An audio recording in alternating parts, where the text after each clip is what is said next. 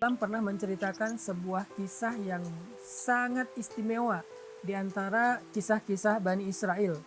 Kisah ini terjadi ketika ada seorang musafir melakukan perjalanan. Di tengah jalan dia melihat ada satu gumpalan awan di antara langit yang cerah. Hanya ada satu gumpalan awan, aneh bentuknya. Jadi ibaratnya langitnya lagi biru banget, tiba-tiba ada satu gumpalan awan yang sangat gelap. Seperti mendung, tapi cuma satu gumpalan kecil, nggak terlalu besar. Laki-laki ini memperhatikan gumpalan awan ini berarah ke arah mana. Tiba-tiba terdengar dari langit suara yang luar biasa menggelegar.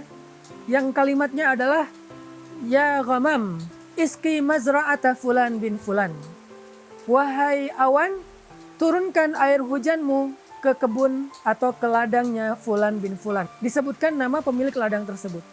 Kemudian laki-laki ini merasa heran, suara siapakah itu dan siapa laki-laki yang disebutkan di dalam suara tersebut. Sehingga akhirnya dia karena penasaran mengikuti kemanapun awan itu berarak. Awan itu berarak dan dia mengikuti kemana awan itu terbawa oleh angin sampai kemudian awan itu berada di atas satu kawasan yang penuh dengan persawahan, penuh dengan perkebunan.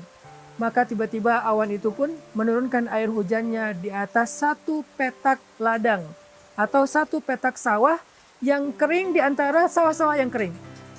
Jadi ada satu kawasan, satu tempat, banyak petak-petak sawah yang kering atau ladang yang kering. Tiba-tiba awan ini menurunkan air hujannya hanya di satu petak saja. Lalu tidak lama kemudian ketika sedang melihat kejadian yang aneh itu, muncullah seorang laki-laki yang lari ke arah petak sawah tersebut sambil berteriak, "Allahu Akbar, Allahu Akbar, Allahu Akbar." Ketika dia sampai di situ, laki-laki ini kemudian menghampirinya dan bertanya, "Ya fulan, sawah siapa ini? Ladang siapa ini?" Kemudian orang itu mengatakan, "Ini sawah saya. Namamu siapa?" Dia menyebutkan namanya Fulan bin Fulan dengan nama yang persis seperti yang dia dengar ketika tadi di perjalanan. Suara dari langit menyebutkan namanya, ternyata ini orangnya. Ini pemilik ladang yang disebutkan tadi di langit. Maka musafir yang terheran-heran ini kemudian menceritakan kisahnya. "Ya fulan, di tengah jalan tadi saya melihat awan ini, satu gumpalan awan yang sangat aneh. Dan saya merasa heran, tapi tiba-tiba terdengar suara yang berkata, 'Wahai awan, turunkan hujanmu ke atas ladangnya Fulan bin Fulan,' dan saya mendengar namamu disebutkan." Maka pemilik sawah ini menangis karena merasa terharu, mungkin dia bersyukur. Lalu musafir ini bertanya, "Ya fulan, beritahu saya, apa amalan yang istimewa yang kamu lakukan sehingga Allah memberikan kamu rezeki air, Allah memberikan kepada kamu hujan di petak sawahmu dan membiarkan sawah-sawah yang lain tetap dalam keadaan kekeringan. Apa amalan istimewamu?" Kemudian laki-laki pemilik sawah ini menceritakan kisahnya. Dia bilang, "Setiap kali saya mendapatkan panen dari sawah saya ini, saya selalu membagi hasilnya menjadi 3 bagian. Bagian yang pertama, saya berikan hasil panen ini untuk keluarga saya, untuk makan keluarga saya, untuk nafkah anak istri saya. Bagian yang kedua, saya jadikan hasil panen ini untuk saya putar kembali sebagai modal saya bercocok tanam di bulan-bulan berikutnya. Mungkin dijadikan bibit atau pupuk dan seterusnya. Nah, bagian yang ketiga inilah yang kemudian saya berikan kepada fakir miskin, anak yatim, orang-orang yang membutuhkan.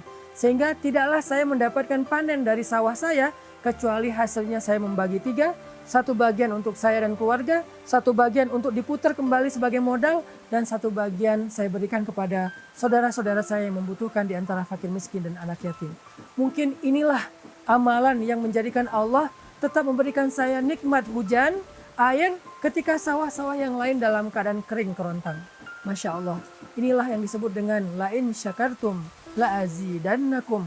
Kalau kalian bersyukur, pasti kami tambahkan untuk kalian nikmat. Nggak ada kerugian untuk orang yang bersyukur. Dan bentuk syukur dari petani ini adalah memberikan sebagian dari hartanya atau sepertiga dari hartanya untuk fi sabilillah, untuk orang-orang yang membutuhkan, fakir miskin ataupun anak yatim. Apakah kita sudah membagi harta kita setiap kali kita dapat gaji, setiap kali kita mendapatkan keuntungan dalam berdagang, setiap kali kita tutup buku dalam sebuah bisnis? Apakah kita sudah membagi harta kita setiap harinya, setiap pekannya, setiap bulannya, setiap tahunnya, fisabilillah. Kalau setiap hari kita mengeluarkan fisabilillah di waktu yang terbaik, yaitu setelah subuh, pagi hari. Setiap pekan kita mengeluarkan di waktu yang terbaik, yaitu di waktu hari Jumat. Maka sedekah Jumat itu diperbanyak. Dan setiap bulan kita berikan fisabilillahnya di ketika pertengahan bulan atau ayyamul bait. Setiap tahun kita memberikan fisabilillahnya di bulan Ramadan atau menjelang bulan Syawal di akhir Ramadan 10 hari terakhir. Inilah pembagian-pembagian yang paling istimewa, sehingga dengan kita rutin melakukan kebaikan ini, dengan bentuk syukur kita kepada Allah, Allah pasti akan memperlakukan kita seperti Allah memperlakukan sahibul mazra'ah, laki-laki pemilik sawah tadi, yang tidak pernah Allah kecewakan walaupun di musim kemarau ketika yang lain dalam keadaan kekeringan. Semoga kita termasuk di antara orang-orang yang Allah istimewakan seperti laki-laki tadi dalam kehidupan kita di dunia maupun di akhirat. Barakallahu fikum.